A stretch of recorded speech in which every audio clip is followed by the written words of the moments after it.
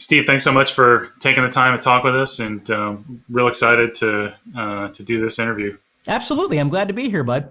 If you could just give us a little bit of an introduction, and then maybe just a bit of a background, your journey from starting to play guitar to here, in a nutshell, if you can. That's not easy to do. I started playing when I was 13, and I started teaching when I was 17.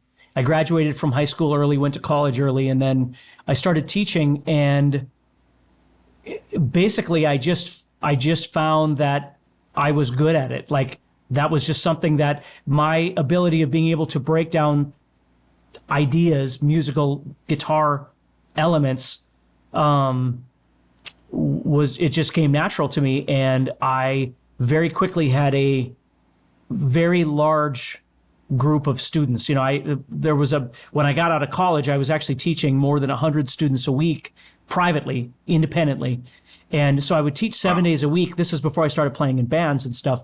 And that all gets really fuzzy because I worked and didn't sleep. Like for many years of my life, I worked, I don't even know, 70, 80, 90 hours a week, playing in bands, working. I was a professor of music. I worked at a college, and I was a Montessori instructor for 14 years, if you know what Montessori education was. So basically from 6 a.m. till 11 at night, and then playing Thursdays, Fridays, Saturdays, or Friday, Saturdays, or whatever it would be, and traveling, doing that stuff. I did that for, 20 some years. And I just didn't say no to anything ever. Like, if an opportunity came up to do something, I always thought, if I don't take this, I'm going to miss out on some opportunity. So just anything that I could do, playing in bands in Minneapolis, which is 4 hours away. So I would drive to rehearsals, go to shows, not sleep, come back after the show, change into my Montessori uniform, go teach the kids, go to the college and go teach private lessons. So that's kind of the summary. Is up until about, it got to the point, and this is where the YouTube thing comes in. It got to the point where I was beginning to crack mentally because I was so busy. My marriage was on the rocks. I was never home to take care of my kids, my wife. And I was like, in my mind, I kept thinking, well, there's this internet, because this is in the early days of the internet. I was like, man, if I could get my name out there on different, online sites, maybe what I could do is, instead of teaching one-on-one lessons, I could start teaching 20 students an hour or something like that, where I could make more money and work less hours. That's where my first inclination of moving into this new online world was, because this was in the early 2000s, and this was all new. I don't remember when YouTube started, but it was just all very fresh. And so I would go to any website I could find where I could sign up as a guitar teacher, and I would just sign up. And then I wound up getting a gig through a company called Lesson Face, really wonderful company out of New York. And I started doing a class on Saturday mornings, along with everything else that I was doing. And I would teach, literally 10, 15, 20, 25 students in an hour. And that's where it all started. And then Dan, who owns GuitarZoom, I was on break at my Montessori school. I was on lunch break, and I got this phone call, and I answered the phone, and it was this guy, Dan Denley. And he's like, hey, I've seen some of because I had posted some videos on YouTube, not understanding anything what I was doing, just throwing things at the wall to see what would stick. And I made some videos, and he's like, I saw your videos, and you seem really personable, and you seem to know what you're talking about. Would you be interested in making any content for GuitarZoom? I had no idea what GuitarZoom was, but I was like, well, of course. So I started making guitar courses, some of those really early guitar courses that I did. I would get home from work at 11 at night, and then I would film all night these courses for them. And then I'd, again, just not sleep, and I'd get up and go do everything again. And that's where the online and the GuitarZoom thing started, was doing all that. And then eventually Dan and I became friendly, at least, because he lived in California. At the time, I think he was living in Tennessee, but, and he's like, dude, you're gonna like kill yourself if you keep going at this pace. And I said, because I didn't have a way out. Like I had no way out. You know how it is. I mean, you get so busy and your finances and the world around you. And I couldn't escape from what I was doing. And he's like, well, you know what I would love to do is, if we could financially make it possible, you give me a number and I want to see if I can make this work for you. And you could stop doing all the things you're doing and you could just work for me. So I gave him a low ball number. And because I was like, if I could get out of this. And looking back, it probably wasn't the smartest thing financially, but it saved my sanity, let me tell you. So he goes, I can't afford that right now, but let me keep working on things and see if I can. So it was a blessing, very much so. So he gives me a call, whatever. It's October of that year. And he's like, you know what? We might go out of business, but I'm going to make this happen because he said, I'm worried about you. And come December, he got a hold of me. He's like, we're going to do this, but you have to promise me that you're going to quit everything that you're doing and you're not going to do it again. Like you can't just do the same thing again. So I said, well, I promise. So the most terrifying time of my life, I had to call all these companies, all this stuff I was doing and quit. But I remember it was like January 5th or something, January 6th. My kids went back to school. My wife went to work and I was sitting in the kitchen. I tell this story all the time, but it's true. I was sitting in the kitchen and it was the first time in 20 some years that I was just alone and it was quiet and it was the most freaky experience I'd ever had. And since then, I have never gone back to that whole chaotic world of mine. So that's kind of how this whole thing worked. So for somebody that mainly knows you through YouTube, that's how I originally discovered you when I was learning how to play guitar. I'm like, wow, this guy's really relatable. There's no air about him. He's not, he's a cool guy, but he's not, he's approachable. And so I think that the relatable aspect, definitely you connect with people. And you've grown your personal channel quite a bit. I think it's 650,000. Yeah, somewhere around there. Yeah, or something like that, which is no small feat. And you're on GuitarZoom. So tell us a little bit about, for anybody that may not know who you are, about your YouTube channels and kind of what the focus and theme and thrust is of your different YouTube lessons, and then transition to let us know for somebody that's aspiring to build their YouTube, presence, knowing you got in early, it's now taken you 10 years or so to be an overnight success. Yeah, that's right. but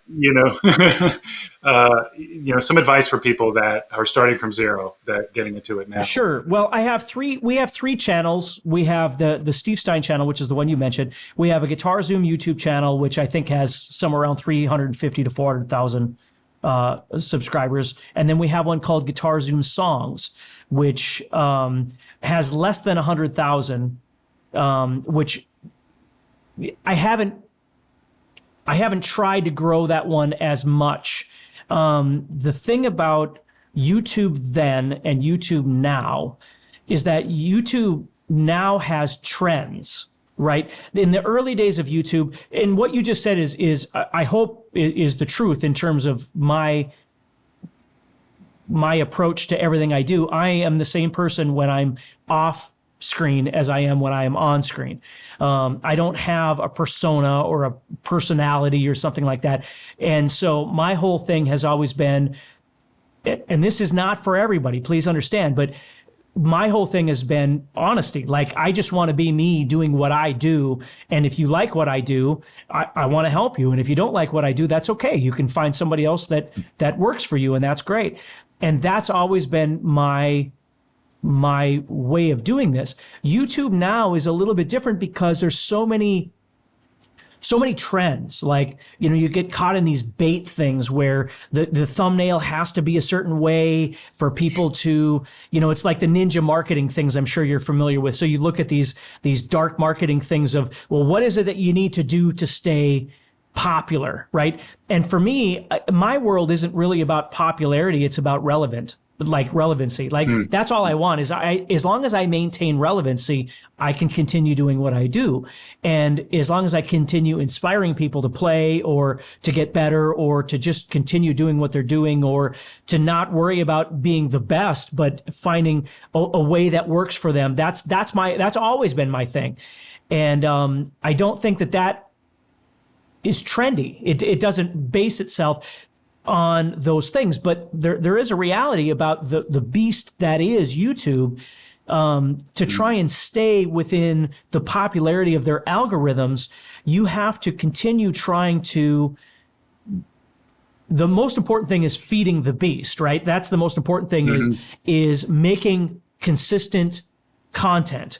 Whether it's twice a week or once a week or whatever it is that you do, but doing it at the same time and becoming very, so people get used to knowing, hey, at 7 p.m. on Thursdays, Paul goes live and talks about whatever, right? And that's what you get used to doing. Or Monday, Wednesday, and Friday, at 2 p.m., there's always new content. Well, I used to do all that. But again,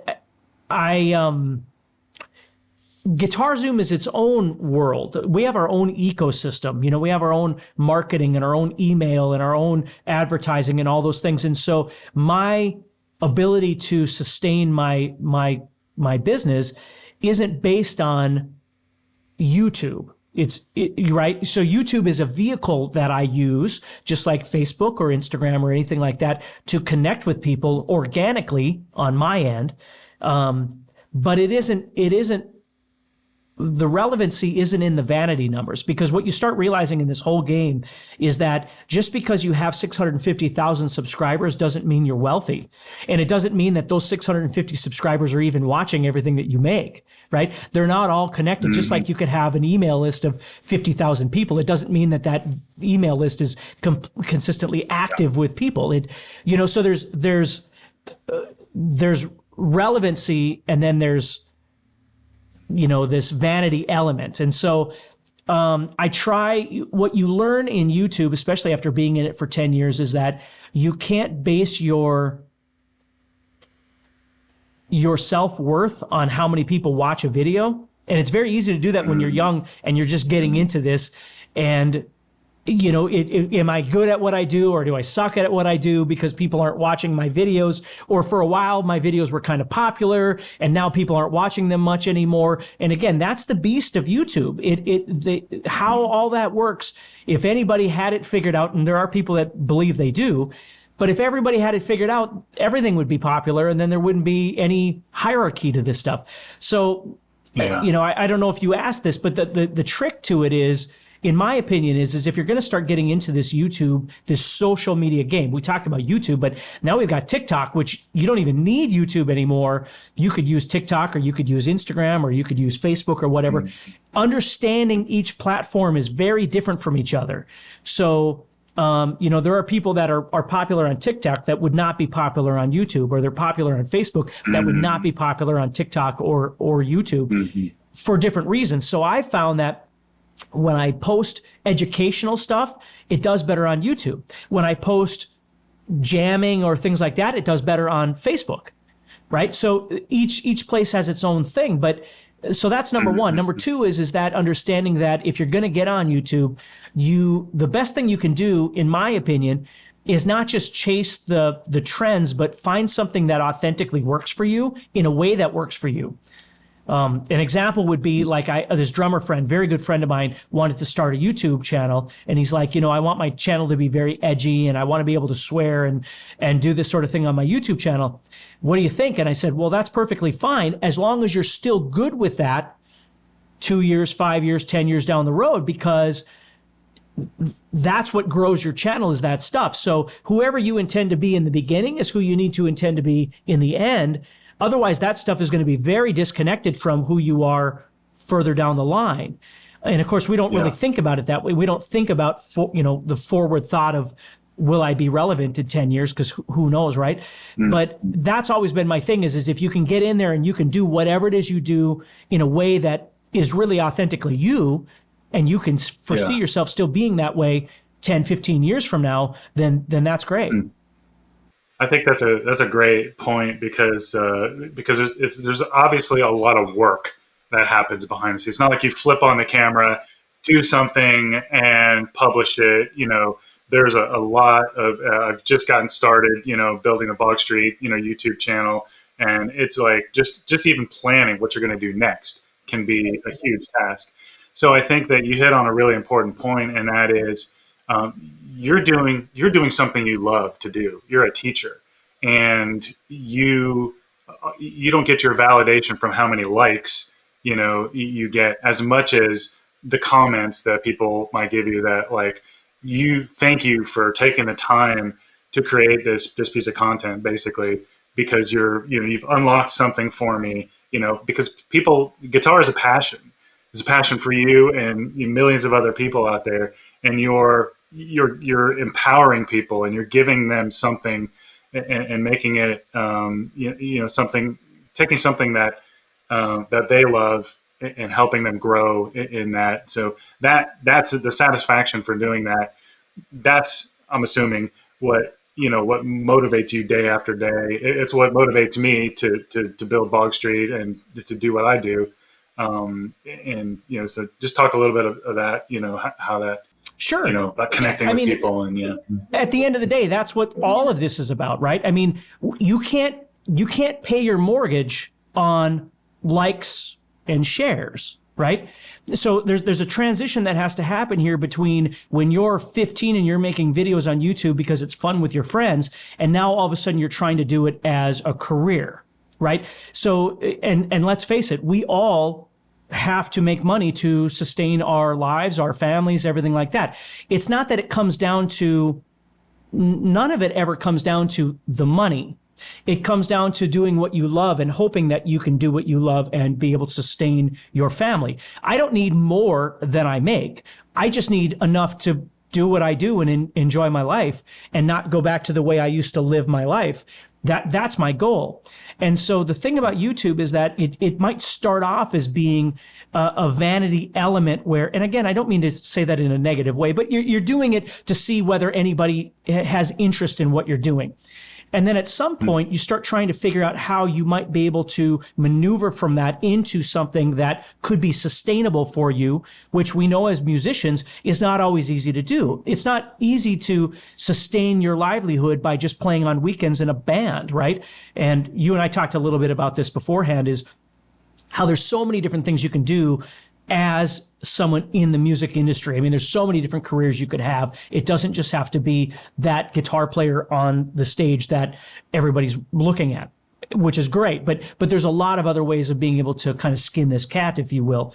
And so what you start doing is, at some point in your career, you start trying to figure out, well, how could I live? How could I make money and enjoy my life in whatever capacity that means, with my talent or my ability or whatever you want to call that thing? And so the beautiful thing I think about social media is, if you're doing it from the right place and you're doing it in a way that connects with people, and let's be honest, like you just said, there's a lot of work in prep, there's a lot of work in post, there's a lot of work in consistency, but there just is in all of this stuff. And, making a video for YouTube, you can't necessarily just take that same video and put it on Facebook, so you're thinking about multiple channels and what you can do with these things. But if you're doing it right and you're doing it well, what happens is people start noticing you and they start following you around because they like what you're doing, and they like, again, there's a personality factor involved here. It's not just what am I talking about, but how am I speaking? And, am I being a way that connects with people? Like, I'm not in this to be disrespectful or to make people, to berate people to practice or something. Like, that's never been my thing anyway. But that, I'm not saying that might not work for somebody else. Like, I don't live on the negative side of anything in my life. And so my videos aren't meant to be that way. You see, like I said, trends out there on YouTube where, you get a lot of views if you talk negative about somebody, or you get a lot of views if you bash somebody, or you get a lot of views if you start stirring the pot. Okay, well, that's great. And if that works for you, that's great. My world isn't based on views relative to something that doesn't serve a larger purpose for me and for you. that isn't who I'd rather work at Best Buy. I mean, I'm fine with that. Because that's not going to work. That's not something that my kids are going to be proud of me for. But I can see when you're younger and you're looking for that niche, you're looking around and you're seeing the trends that are happening. You're like, well, maybe if I start doing this, right? So my point to all of that is I don't make a living off of YouTube. Monetization is something that we as a company aren't even really concerned about. Like, we don't base our videos on views relative to monetization to make money. We just as soon not have any monetization on YouTube at all, because our hope is that if you like what you see and you learn something, you might go, hey, I should check this guy out and go see what he has. Right. And maybe you buy a guitar course from GuitarZoom and you like it and you learn from it, which is what I certainly hope happens. And if you do buy it and you don't like it, we have a return policy so you can return it, and that's good. And because you shouldn't have to pay for it if you don't like it. But that's the hope, is that you'll come around and you'll see what I do and what GuitarZoom does, and you'll go, hey, this is so. YouTube for me is very much a organic welcome. This is what I do, and I hope you like it. And if you can't afford to buy a guitar course, I have 1,000 videos on YouTube that cover all kinds of different things, and you don't have to spend a penny. But if you want to get, because the great thing about YouTube is all the videos. The terrible thing about YouTube is all the videos, because it's confusing. Like, where do you go from step 1 to step 2 to step 3 to step 4? Well, that's what guitar courses are for. Is, hey, if you want to learn how to solo, hey, if you want to learn how to play power chords, hey, if you want to learn how to play songs, you want to learn ear training, you want to music, all those things have, and again, you have to understand, a guy like me, I have to plan all that, and then I have to record all that, and then I have to edit all that. So at some point, I'm hoping to get reciprocated financially with something because of the work that I've put out there, just like anybody would do when they go to their own job. And thank God I have. And like I said, I can't tell you how blessed I am. I mean, I think about my world back then, and I think about it now, and this online world has given me that. And GuitarZoom, that opportunity to reach people on a global scale that we never would have been able to do, had YouTube and had online services not been available. That's awesome. For GuitarZoom, talk about that real quickly. Well, the biggest thing is that, as I told you before, for whatever reason, I have an ability of being able to take a student and assess what they need and what they want, and give them motivation to try and succeed in whatever capacity that means to them.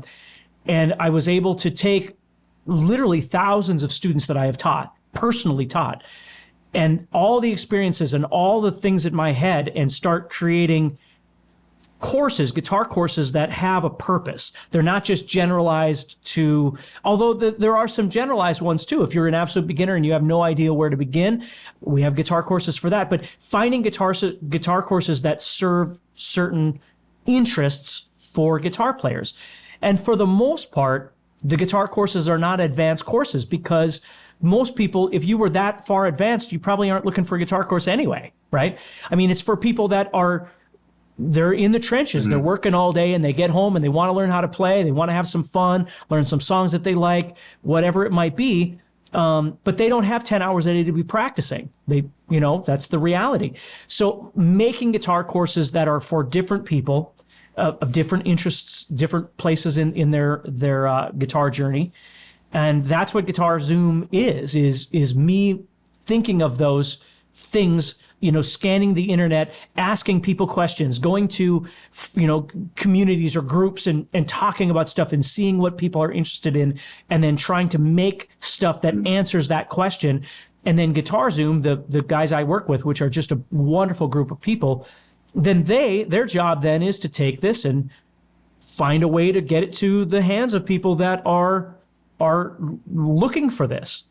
And that's what we do. So I have a lot of different guitar courses. We have a membership that works really great, where the membership, I always thought what I wanted was to have some sort of membership where you could join and you could just go, today I'm in the mood for this.